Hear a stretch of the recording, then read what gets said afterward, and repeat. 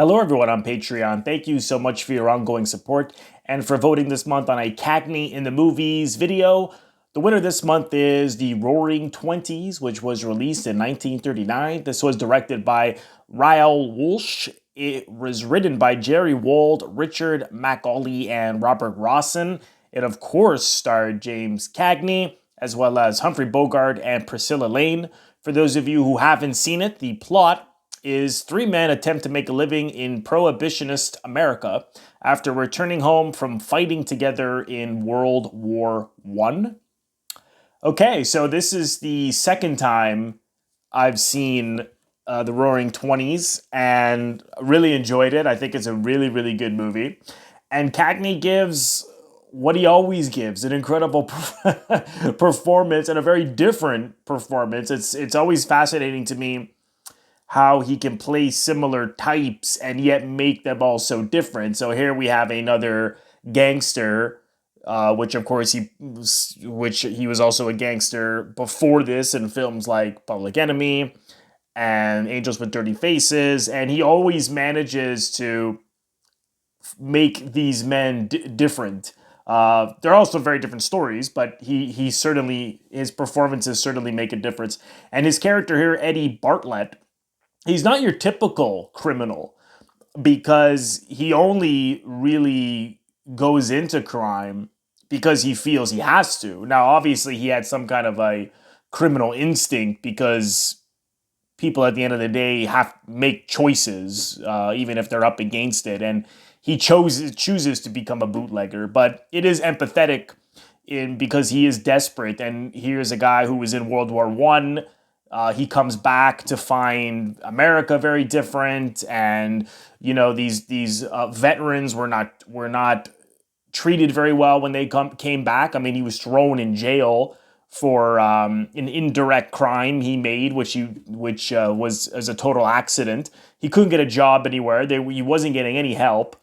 He couldn't get his old job back. And so this is the 20s, right? The Roaring Twenties, the rise of prohibition. And so this is what he goes into bootlegging, and it's the rise and fall of his character Eddie Bartlett.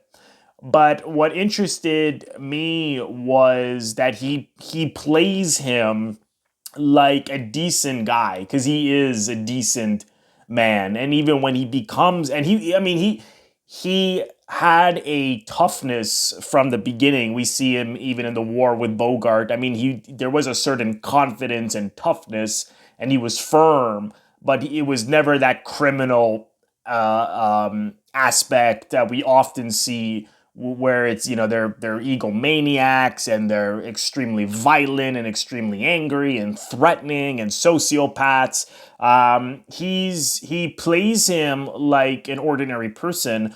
For example, there's a scene where he goes to get money that is owed to him, and he said to the guy, I want the money now, and the guy is trying to put it off paying him, and he's just very firm. He's like, I want all 700 of it right now. And so, I think if it had been maybe the character he played in Public Enemy, it may have been much more threatening.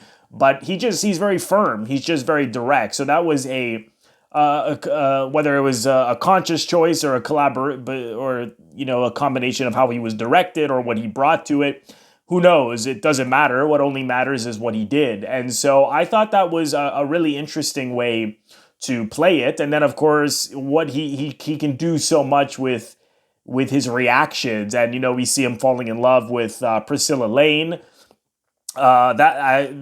Actually, the scene where he threatened, well, no, he doesn't threaten this guy, where he asks this guy for money is right before he sees Priscilla Lane again. He had seen her before. He tracked her down because she sent him his picture when he was at war, and she looks older in her picture. And then when he tracks her down, he sees that she's underage and she lives with her mother. And there's a line where it was really interesting what he did, because she says to him, "Oh, you must have really suffered in the war," and he goes, and his line is, oh, you don't even know how much I suffered, or yeah, oh, I certainly suffered, or something along those lines.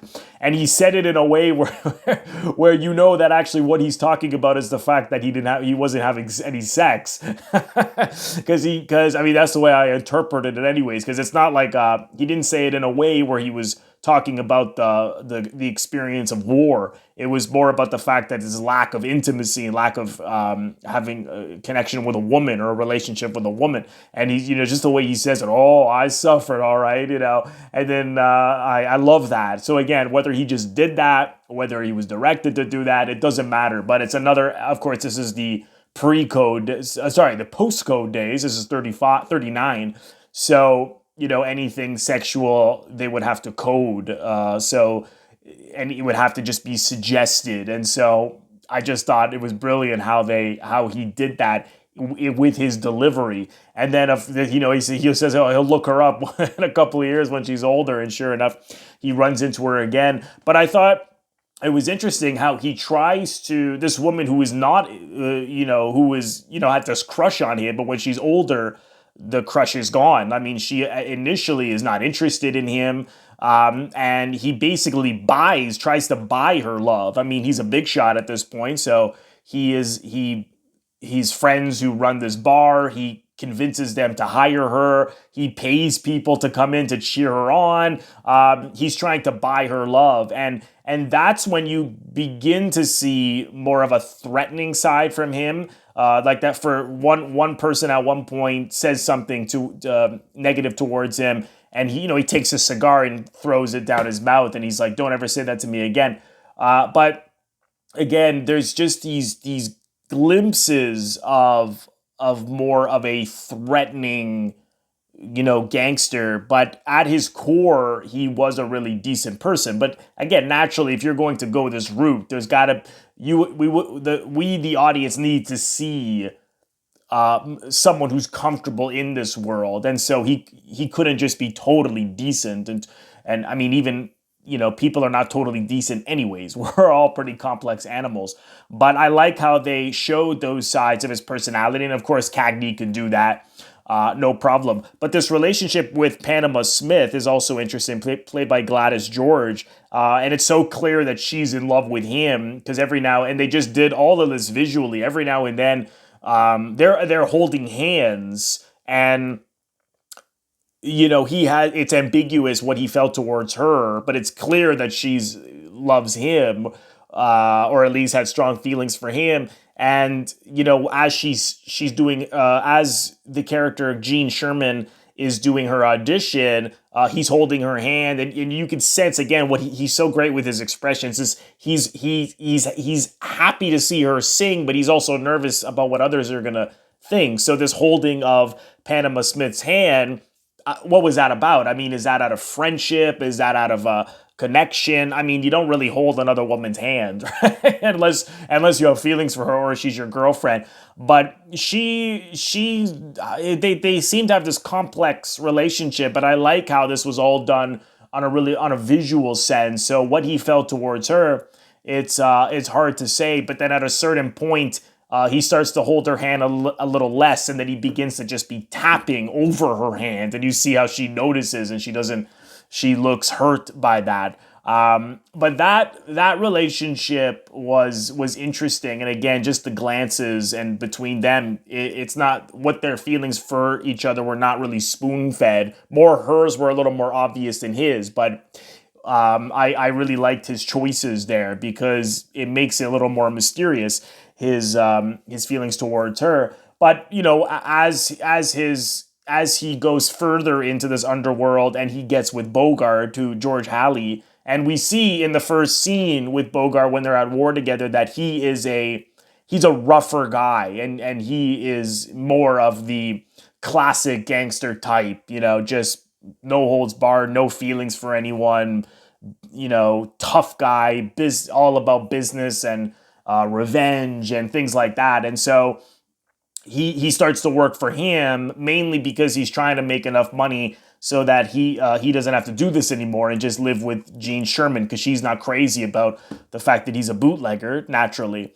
And so he goes with Bogart because he thinks he can make more money with him, and then this naturally leads to him going further into the underworld. But what ends up happening is another great moment is that she falls in love with his lawyer, and he's convinced that they're in love. And when Panama Smith is like, no, she doesn't love you, she loves this other guy.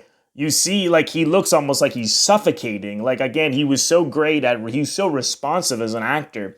He just looks so hurt, and then particularly outside when he sees the two of them together, and he initially was going to hit the guy, and he gets a little violent, and then he stops, and you see just a look on his face. He's totally heartbroken. And again, it's just you don't really see that with gangster types. You steal a gangster's girl. In most films and television shows and even real life stories I heard, you're gonna get killed. I mean, this is not a good idea. But again, he's at his core, he's not truly a criminal. He is a decent person, and he responds in a very hurt way. And I just love the look on his face. I mean, he just looks like the life's been sucked out of him. Again, that's just a testament to how great of an actor he was.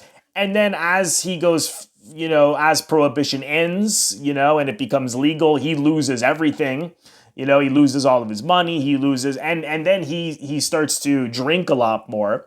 And then towards the end of the film, we see that he's become an alcoholic. And I thought the makeup and the wardrobe, everything was great. But he seemed to be talking in a way like his voice was very hoarse. He seemed to have trouble speaking. His energy, he had less energy. It was literally a hard scrabble existence. And I thought the way he played that was quite beautifully done. And in order to really show this guy who's on his last legs, I mean, he just looks tired and beat down and worn out, and he's convinced he's going to rise again, but naturally doesn't. And I love the end because, he finds out, he runs into Jean Sherman. Now she's married, his former lawyer.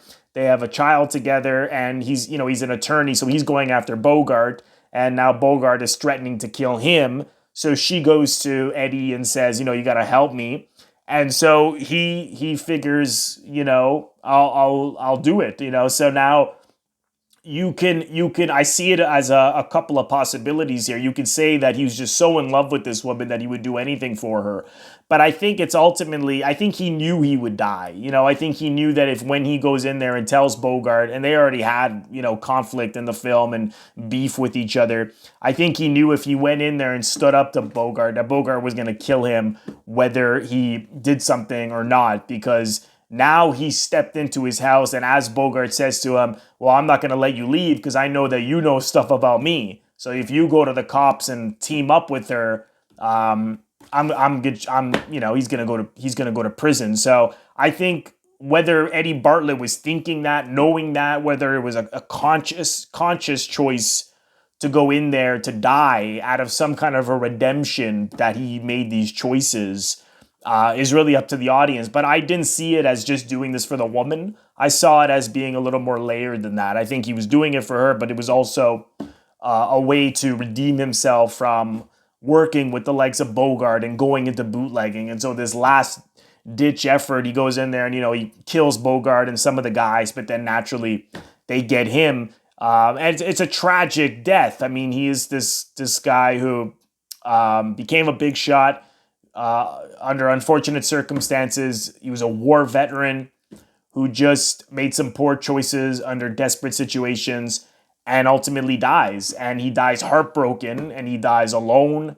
And it's sad. I mean, it's a sad film. It really hits me. But the performances, again, are just absolutely wonderful from everyone, but particularly Cagney, who was able to just bring such range to this guy, from his desperation to his anger to his simplicity to his heartbreak to just being an average Joe under circumstances that maybe are not common for a guy of his temperament, but nonetheless he was comfortable and confident enough to be in it. So it's interesting because he's like the criminal yet not the criminal. And so in order to play that, you'd have to really get a real range of behavior. And I thought Cagney really was able to be threatening like we saw in his past films, but he's still holding that back slightly. It's more of a confidence, I would say. And yet just be like a decent guy who gets his heart, stomped on. So again, it's interesting. It's a really powerful performance in a good film. So please comment below. Let me know what you think of Cagney in this film. I hope that you've enjoyed this video. Thank you so much for voting, and I will see you in the next one.